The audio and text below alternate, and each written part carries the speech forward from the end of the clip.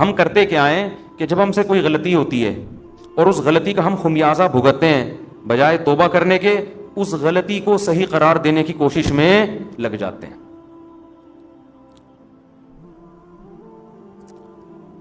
اپنا ہی واقعہ سنانے میں کوئی حرج نہیں ہے، میرا خیال ہے۔ آج میں جمعے میں نہا کے واش روم سے نکلا تو الماری کا جو ہے نا، ہمارے گھر کی الماری کا وہ دروازہ کھلا ہوا تھا، جیسے ہی وہ شیشہ تھا اس کا کھلا ہوا تھا، میں ٹکرا گیا اس سے۔ گھر میں نے بچوں کو کہا کہ بھائی یہ بند کرنا چاہیے تھا نا، کوئی بندہ ٹکرا سکتا ہے۔ تو جی ایچ کیو سے جواب آیا کہ خود بھی انسان کو دیکھنا چاہیے۔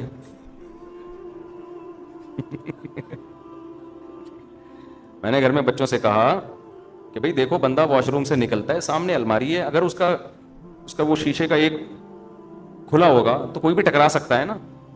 تو جی ایچ کیو آپ کو پتا ہے آرمی کسی کے سامنے جھکتی اور دبتی نہیں ہے، تو جی ایچ کیو سے فون رپلائی آیا کہ انسان کو خود بھی دیکھنا چاہیے۔ تو مجھے ٹکرانے پہ غصہ نہیں آیا، جو جی ایچ کیو سے رپلائی آتا ہے نا، غصہ تو نہیں خیر، لیکن اس پہ میں نے کہا دیکھو بھائی، اصول یہ ہے کہ جب کوئی وزیر اعظم نصیحت کرے نا تو نصیحت کا فوراً رپلائی آنا یہ اچھا، یہ ویسے اصول زندگی گزارنے کے سیکھنے چاہیے۔ اس وقت انسان کہتے سوری، اس وقت کیا کہتے سوری، یہ ٹھیک ہے چلو۔ گھروں میں جھگڑے یہیں سے تو ہوتے ہیں، اب ہم تو خاموش ہو گئے کیوں، آگے جی ایچ کیو کے آگے کون بول سکتا ہے، لیکن ہوتا کیا ہے آدمی پھر جواب میں دیتا ہے۔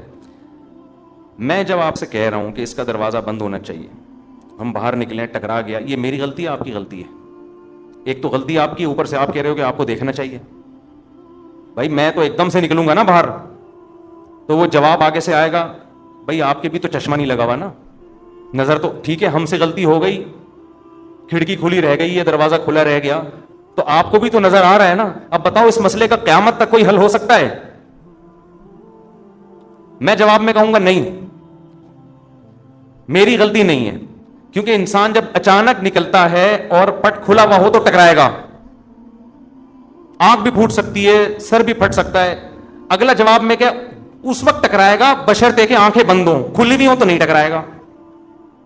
گھروں میں جھگڑے یہیں سے شروع ہوتے ہیں، پھر جو لڑائیاں ہوتی ہیں، پھر آگے ابے تو سنتی نہیں ہے، ایک تو میں نصیحت کر رہا ہوں اور پھر اوپر سے جواب دے رہی ہے، پھر یہ وہ، پھر جناب سالے آ گئے ہو، یہ تو تم سے جب سے شادی ہوئی ہم پچھتا رہے ہیں یار، تمہارا تو کبھی سر ٹکرا رہا ہے، کبھی تمہارے پاؤں ٹکرا رہے ہیں، کبھی تمہارے گھٹنے ٹکرا رہے ہیں، کبھی تم پھسل رہے ہو، تمہارا تو کام ہی ہے، تم تو اندھے ہو، تم تو بہرے ہو، تم تو کاڑے ہو، تم تو لنجے ہو، تم تو ٹنڈے ہو۔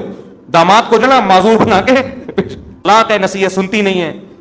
تو اس کا طریقہ یہ ہوتا ہے کہ جی ایچ کیو سے جب کوئی رپلائی آئے فوراً کیا کر لو، خاموش، اچھا سوری ہماری غلطی ہے۔ کس کی غلطی ہے بھائی؟ ہم ٹکرائے، کسی کی غلطی؟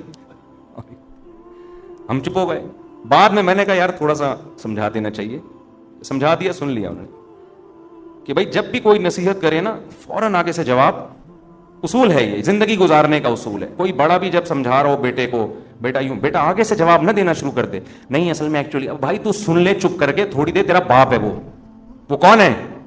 جب نصیحت کر رہا ہے نا، ہمارے والد صاحب کا تو عادت تھی وہ نصیحت کر رہے اور ہم آگے سے جواب دے دینا، ہمیں پتا تھا والد صاحب کا پارا، پھر وہ کہتے تھے تمہاری اس غلطی پر اتنا غصہ نہیں آ رہا، یہ جو تم لوگوں میں سننے کی صلاحیت نہیں ہے نا، یہ زیادہ بڑا جرم ہے، یہ زیادہ بڑا جرم ہے۔ دیکھو جو آدمی سنتا نہیں ہے نا اس میں تکبر ہوتا ہے، وہ سمجھتے ہیں میں غلط ہو ہی نہیں سکتا، یہ اس کی علامت ہوتی ہے کہ آپ فوراً آگے سے جواب دیں۔ آپ فرض کر لیں کہ یار میں کون سا فرشتہ ہوں، میرے میں غلطی ہو سکتی ہے، یہ والی اگرچہ نہیں ہے لیکن ہو تو سکتی ہے نا، تو سن لو یار۔ زیادہ زیادہ یہ ہو جائے گا میں چھوٹا آپ بڑے، تو کوئی بات نہیں، اس سے کیا ہو جاتا ہے؟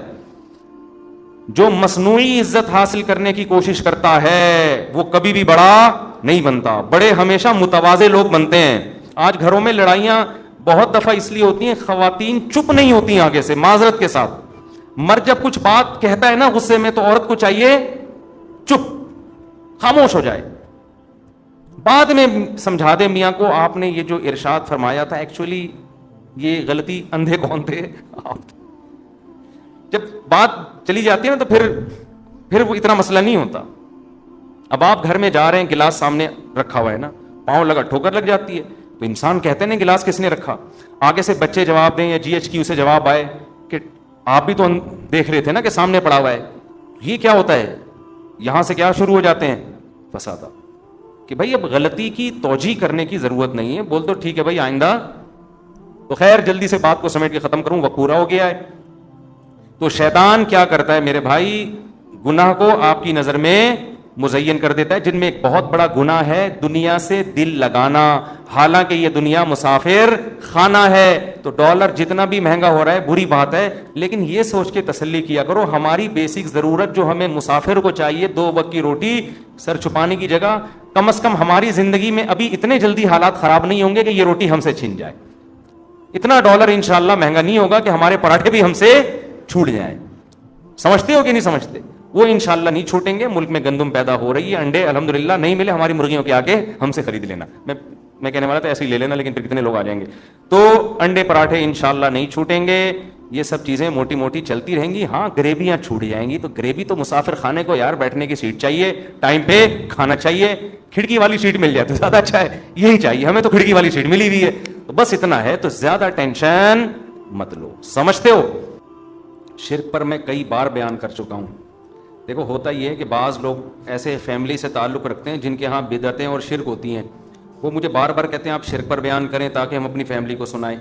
اب دیکھو یہ تو آپ کا مسئلہ ہے نا، باقی جتنے لوگ آ رہے ہیں سب کا مسئلہ تو شرک نہیں ہے نا، وہ توحید پرست لوگوں سے ہوتے ہیں، تو ان کا بھی رعایت کرنی پڑتی ہے نا.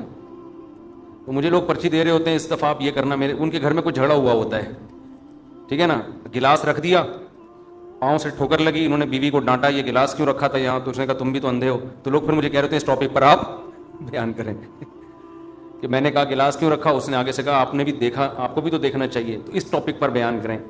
تو ہر آدمی کے اپنے مسائل ہوتے ہیں، تو میں دیکھتا ہوں جو چیز کامن چل رہی ہے مارکیٹ میں اس پر. تو اللہ کا شکر ہے ہمارے یہاں جو زیادہ تر 99% لوگ آ رہے ہیں تو توحید پرستی ہیں. کوئی مزاروں پہ نہیں جاتا، کوئی بزرگوں سے دعائیں مانگنے کا قائل نہیں ہے. سمجھتے ہو نا؟ اس ٹائپ کے لوگ تو ہمارے پاس آ ہی نہیں رہے ہوتے، اور اب تو یوٹیوب پہ سن بھی نہیں رہے ہمیں. ایسے لوگ انہوں نے ہمیں اتنا وہ بدنام کر دیا ہے، یہ ایسے ہیں یہ ویسے ہیں، وہ سنتے ہی نہیں ہیں. تو پھر بھی میں کرتا ہوں کیونکہ ٹاپک بہت اہم ہے، توحید ہمارے ایمان کا حصہ ہے. جب موقع ملتا ہے کر دیتا ہوں بیان میں. مفتی صاحب تمام کبیرہ گناہوں کی وضاحت کر دیں. دیکھیں چند کبیرہ گناہ ہیں. قتل کرنا انسانی حقوق میں سب سے بڑا کبیرہ گناہ ہے. نماز جان کر قضا کر دینا سب سے بڑا کبیرہ گناہ اسلام لانے کے بعد. اس کو ہم لوگ بہت ہلکا سمجھتے ہیں. اسلام میں خوب سمجھ لو، جان کر نماز قضا کرنے سے بڑا گناہ کوئی بھی نہیں ہے. خوب سمجھ لیں یہ. امام احمد ابن حنبل کے نزدیک انسان اسلام سے ہی نکل جاتا ہے. اس کو ہلکا نہ سمجھیں. زمین آسمان ادھر سے ادھر ہو جائے نماز قضا نہیں ہونی. جنگ کی حالت میں اللہ نے اجازت نہیں دی ہے نماز قضا کرنے کی، میدان جنگ میں، تو پھر کہاں اجازت ہوگی؟ تو نماز قضا کرنا، سود کھانا اور زنا کرنا، شراب پینا، لڑکوں سے بدفعلی کرنا، ماں باپ کو ستاتے رہنا. کبھی کبھار اونچ نیچ ہو جاتی ہے انسان سے، گھر میں ہوتا ہے، اس کا تو قرآن نے بھی کہا ان تکونوا صالحین فإنہ کان للأوابین غفورا. کبھی ماں باپ سے اونچ نیچ ہو جائے تو استغفار کرو، اللہ معاف کر دے گا. وہ تو ہر گھر میں ہی ہوتی ہے، لیکن ان کو مستقل ٹارچر کرتے رہنا یہ بھی کس میں داخل ہے؟ کبیرہ گناہ میں. رشتہ داری توڑنا، خونی رشتوں کو، چچا ماموں خالہ پھپھی بہن بھائی، یہ بہت قریبی رشتے ہیں، ان میں توڑ پیدا کرنے کی کوشش کرنا یہ صغیرہ گناہ نہیں ہے. اگر آپ کی ایک سال بھائی سے بات چیت ہی نہیں ہوتی، بہن سے بات چیت ہی نہیں ہوتی، قطع تعلق کیا ہوا ہے، تو حدیث میں تو آتا ہے رشتہ داری توڑنے والا جنت میں داخل نہیں ہوگا. یہ بہت خطرناک ہے، اس کو کسی طرح سے جوڑ کی کوشش میں لگ جایا کرو. اور بد نظری کبھی کبھار ہو جائے تو صغیرہ گناہ ہے. بار بار کرتے رہو گے تو وہ بھی کبیرہ میں داخل ہے.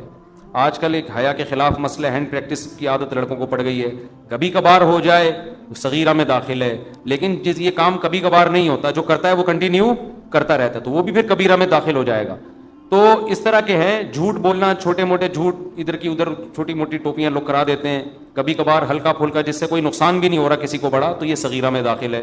اور پوری آپ نے پگڑیاں لا کے پہنانا شروع کر دی، ٹھیک ہے نا، اس جھوٹ کی بیس پر لوگوں کی عزتیں اچھل رہی ہیں اور حق اور باطل میں خلط ملط ہو رہا ہے، تو یہ کس میں داخل ہوگا؟